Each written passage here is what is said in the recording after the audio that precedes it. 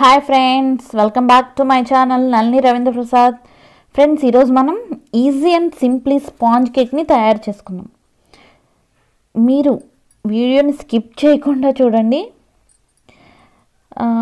నేను చేసిన cake chocolate కేకా plain కేకా అనేది మీకు తెలుస్తుంది ఎలా చేశానని.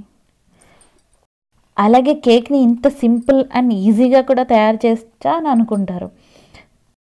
మనం ఈ న్యూ ఇయర్కి మన ఫ్రెండ్స్ అండ్ ఫ్యామిలీతో కేక్ కట్ చేసుకోవాలి అండ్ ఎంజాయ్ చేయాలనుకుంటున్నాం, కానీ కట్ చేయడానికి కేక్ లేదు అండ్ బయటికి వెళ్ళి తెచ్చుకునే వీలు లేకపోతే మన ఫ్యామిలీ మెంబర్స్ని డిసప్పాయింట్ చేయకుండా ఈ విధంగా సింప్లీ అండ్ ఈజీ కేక్ని ప్రిపేర్ చేసుకోండి.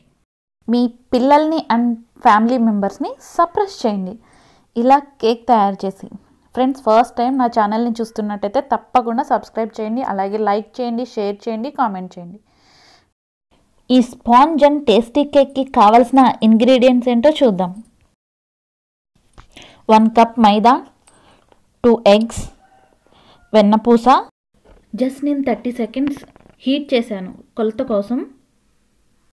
1/2 కప్ వెన్నపూస తీసుకున్నానండి నేను.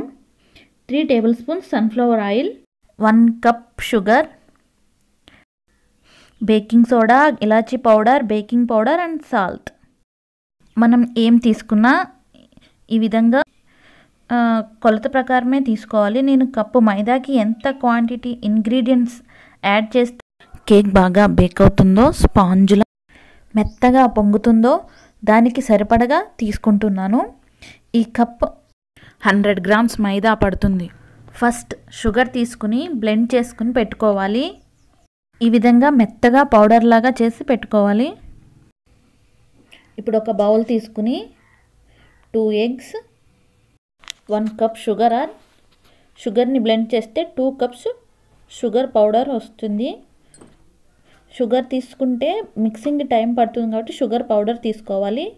1/2 cup వెన్నపూస and 3 tablespoons sunflower oil, 1/2 spoon వంట soda or baking soda, full spoon baking powder, చిటికెడు ఉప్పు, 1 స్పూన్ ఇలాచీ పౌడర్, లేదా మీ దగ్గర ఎసెన్స్ ఉన్నా వేసుకోవచ్చు. ఇప్పుడు వీటిని స్పూన్తో బీట్ చేసుకోవాలి. మీరు 5 నిమిషాల పాటు స్పూన్తో బీట్ చేసుకోలేము అనుకుంటే మిక్సీ జార్లో వేసి బ్లెండ్ చేసుకోండి 1 minute పాటు. మీరు స్పూన్తో కానీ బ్లెండర్తో కానీ దేనితో బ్లెండ్ చేసుకున్నా 1 directionలోనే బీట్ చేసుకోవాలి. ఇలా 1 directionలోనే బీట్ చేసుకుంటేనే కేక్ ఫ్లఫీగా వస్తుంది. నేను ఈ విధంగా 5 నిమిషాల పాటు తిప్పుతూ బీట్ చేసుకున్నాను. చూడండి, క్రీమీ టెక్స్చర్ వచ్చింది. ఇలా క్రీమీ టెక్స్చర్ వచ్చే వరకు బీట్ చేసుకోవాలి. ఇప్పుడు ఒక జల్లెడని తీసుకుని దానిలో 1 కప్ మైదా పిండి తీసుకుని జల్లించుకోవాలి. ఈ విధంగా జల్లించుకోవడం వల్ల కేక్ బాగా బేక్ అవుతుంది. ఇప్పుడు స్పూన్తో మిక్స్ చేసుకోవాలి. ఇందాక స్పీడ్గా బీట్ చేసుకున్నాం, కానీ ఇప్పుడు స్లోగా మిక్స్ చేసుకోవాలి. ఇప్పుడు చాలామంది కట్ అండ్ ఫోల్డ్ మెథడ్లో మిక్స్ చేస్తున్నారు, కానీ నేను ఓల్డ్ స్టైల్ అండ్ అత్తయ్య అమ్మ చేసిన స్టైల్లో మిక్స్ చేస్తున్నాను. స్లోగా 1 directionలోనే మిక్స్ చేసుకుంటూ చూడండి, పిండి గట్టిగా ఉంది కదా, అందుకు 1/2 కప్పు పాలు తీసుకుని మధ్య మధ్యలో యాడ్ చేసుకుంటూ స్లోగా మిక్స్ చేసుకోవాలి. పాలన్నీ ఒకేసారి యాడ్ చేసేయకూడదండి, మళ్ళీ బ్యాటర్ పల్స్గా అయిపోవచ్చు. సో కొద్ది కొద్దిగా యాడ్ చేసుకుంటూ మిక్స్ చేసుకోవాలి. ఈ విధంగా స్లోగా తిప్పుతూ 5 నిమిషాల పాటు మిక్స్ చేసుకోవాలి. ఇలా మిక్స్ చేయడం వల్ల పర్ఫెక్ట్ కన్సిస్టెన్సీ వస్తుంది. ఇప్పుడు ఇది పక్కన పెట్టుకుని ఇప్పుడు ఒక అల్యూమినియం గిన్నె తీసుకుని దానికి గీ ఆర్ ఆయిల్ని గిన్నె అంతా అప్లై చేసుకోవాలి.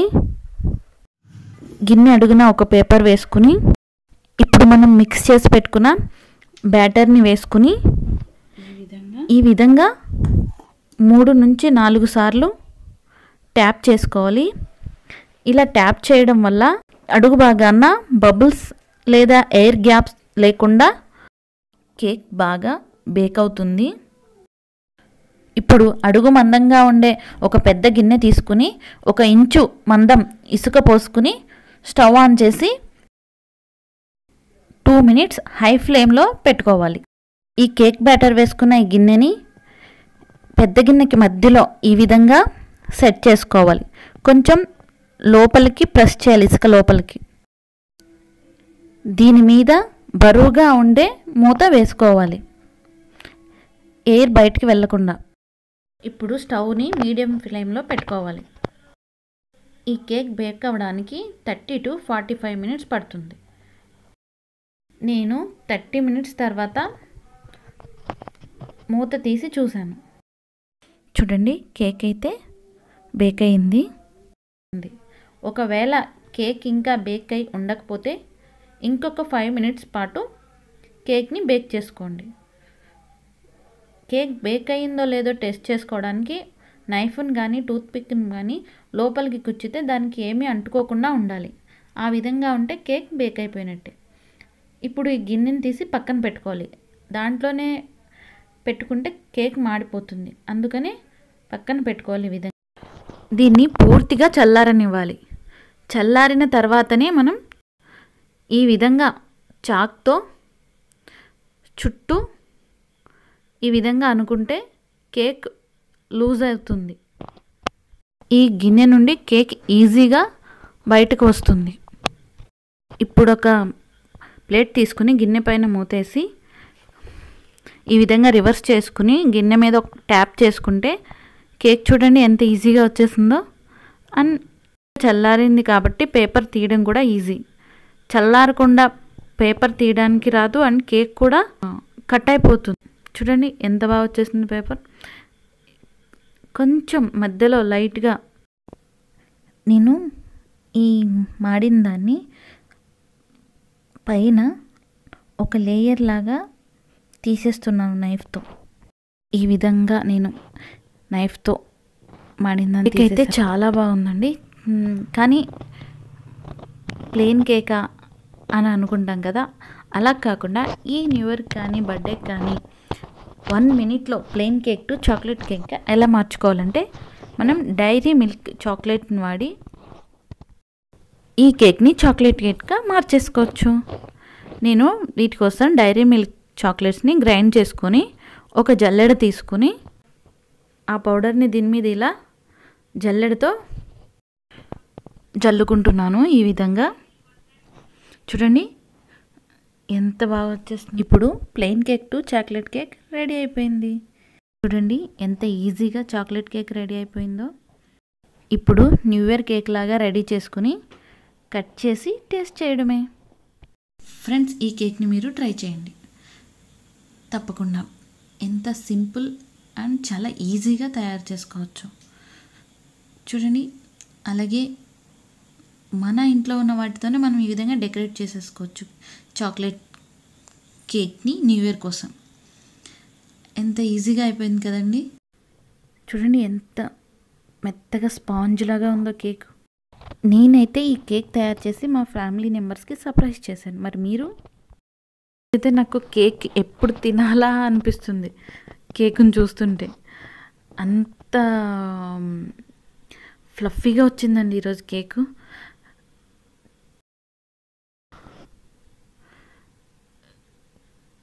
చాలా అంటే చాలా బాగుంది కేక్.